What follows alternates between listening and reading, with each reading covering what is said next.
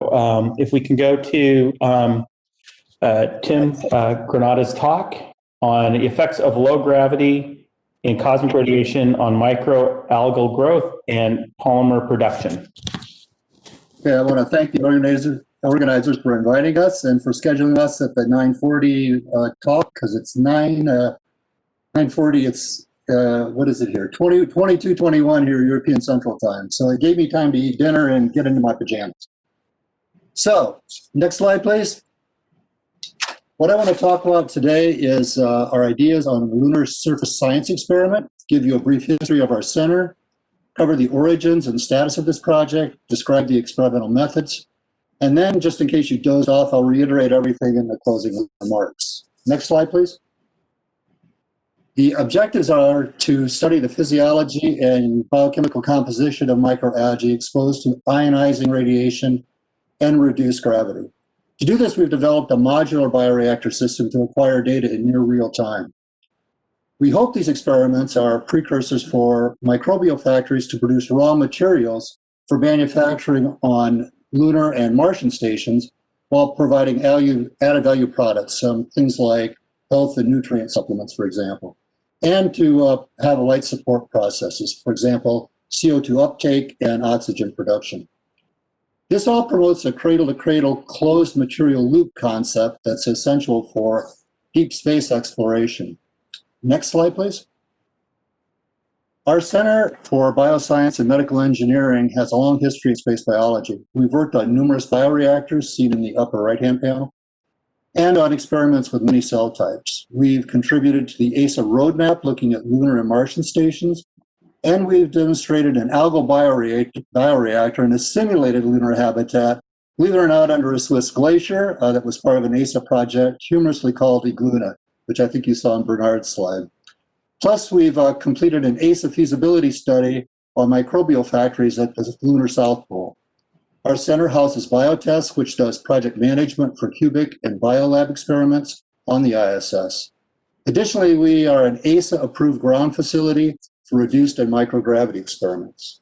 And we have other interactions with space programs. Next slide, please.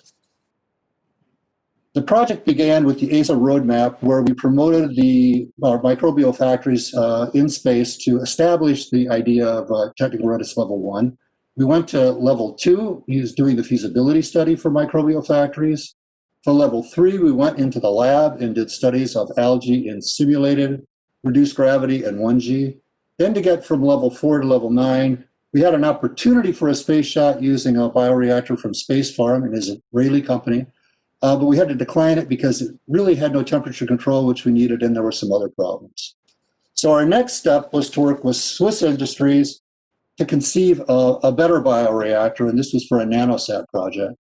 The current status is the modular bioreactor system has been designed but not built. And just recently, we've teamed up with Tony Risso at NASA Ames in the ROSA project to redesign the modular system for the ISS. If this project gets selected, then we'll go to ESA to build the modules. Next slide, please. Next slide, please.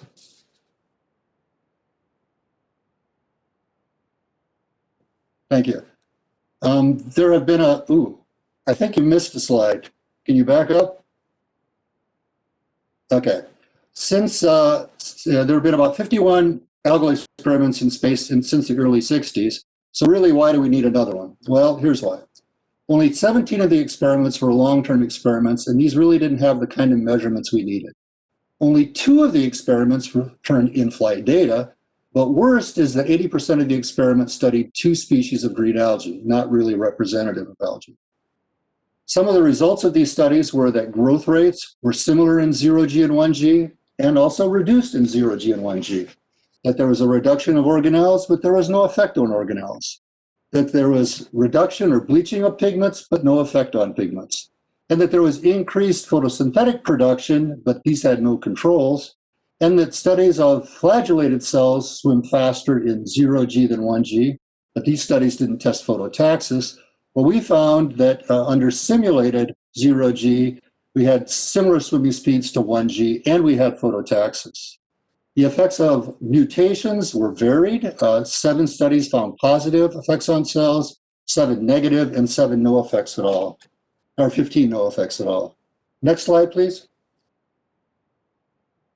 So now let's look at the experiments we propose. Our goals are to determine growth rates, biomass concentrations, the chemical composition, and photo or gravistasis of the cell tetracelmus, which you see in the background, when it's exposed to ionizing radiation and reduced gravity during its exponential growth phase, that is steady state conditions, and during its senescent phase, which is unsteady state.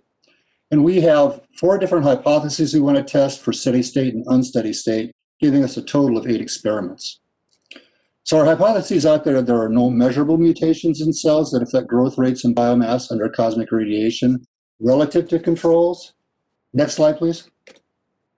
That cell growth rates are the same in reduced gravity in space as in simulated reduced gravity and zero-G ground controls.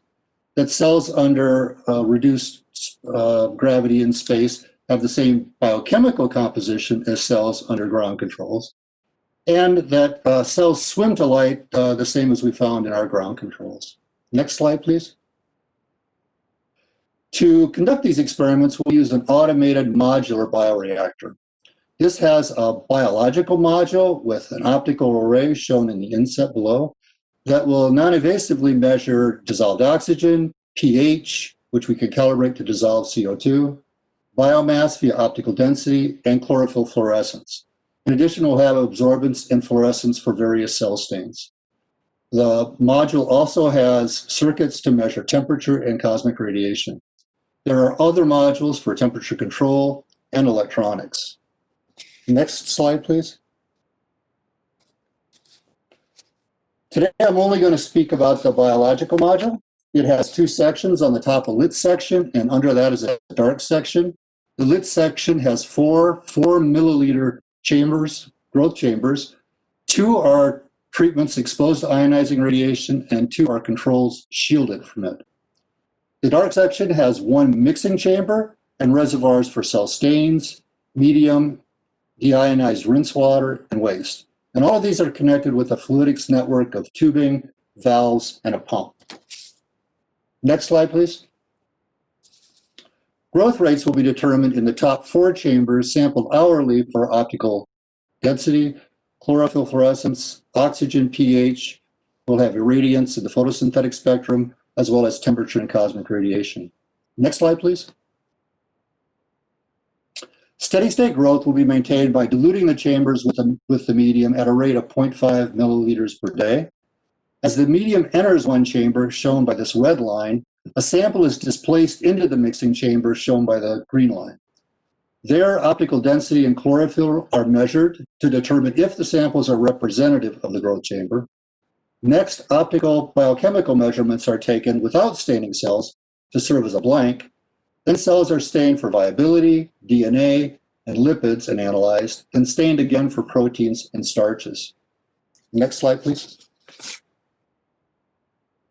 Once the last chamber has been sampled, shown by the green line, next slide, DI rinse water flushes the fluidic lines and is stored in the waste reservoir. Next slide. After the steady state experiments are completed, the remaining media will be used to keep cells in senescent state to measure unsteady state properties. Next slide, please. For ground truthing, simulated reduced zero-G experiments will be conducted using our random positioning machine, or RPM, shown in this movie. The RPM rotates around the XYZ axis, giving a time average vertical vector that we can vary from reduced to zero-G. It's equipped with an LED array, shown on the right, to provide irradiance. We'll also conduct 1G benchtop experiments, and ground measurements will replicate the lunar ones. Plus, we'll have detailed analyses of pigments and chemistry, well, the biochemistry. Next slide. Next slide, please. So, to summarize what I've covered, NASA and other international agencies are active in space biology, but so is our institute with a long history of space science. Our center has strong collaborations with local industries with expertise in space hardware and software development. We also have the biotest program. This will be the first algal experiment in space for Switzerland. And we think it would provide valuable data because we'd have in-flight space data with controls and coincident ground data. And further, our system would be versatile because other modules could be plugged in to do biological or other chemical experiments. Next slide. And with that, I want to thank you all, and especially Katrina for giving us the movie to run and the rest of the AV crew. Thank you. Hey, thank you, Tim, for that wonderful talk on the algae bioreactor, combined radiation, and future studies and directions.